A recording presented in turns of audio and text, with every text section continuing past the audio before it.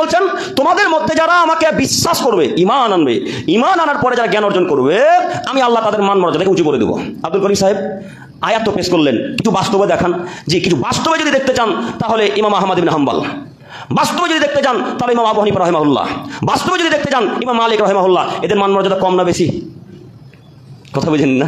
বেশি। আব্দুল করিম সাহেব ওরা তো চলে গেছে, চোখে দেখিনি। বর্তমানে যারা পৃথিবীতে বেঁচে আছে তাদের উদাহরণ দিয়ে বুঝান মান মর্যাদা বেড়েছে কিনা।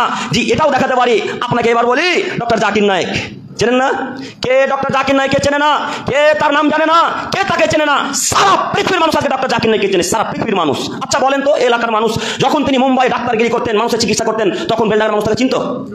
চিনতো না। যখন তিনি মুম্বাইয়ে মানুষের চিকিৎসা করতেন, তখন গোটা মুর্শিদাবাদের মানুষ তাকে চিনতো না।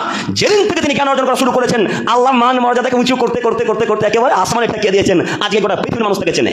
কথা বুঝেননি? ডক্টর জাকির নায়েক তার বড় জলজান্ত প্রমাণ। যে ব্যক্তি জ্ঞান অর্জন করে তার মান মর্যাদা উঁচু হবেই, এ কথাই চূড়ান্ত আল্লাহ তাআলার আয়াত।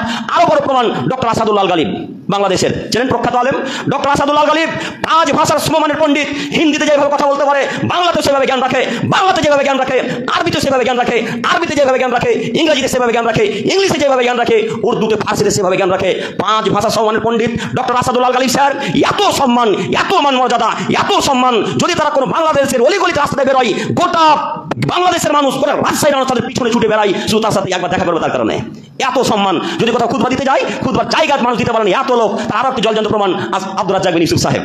আজকে কি মর্যাদা, কি সম্মান! আল্লাহু আকবার। আপনাকে দেখাতে চাচ্ছিলাম, আপনাকে জলজান্ত বাস্তব প্রমাণ দেখালাম। ইমাম আহমদ ইবনে হাম্বল তো চলে গেছেন, তার কথা ছাড়েন। আমি বর্তমান যুগে ডক্টর জাকির নায়েককে দেখাতে চাচ্ছিলাম। আপনি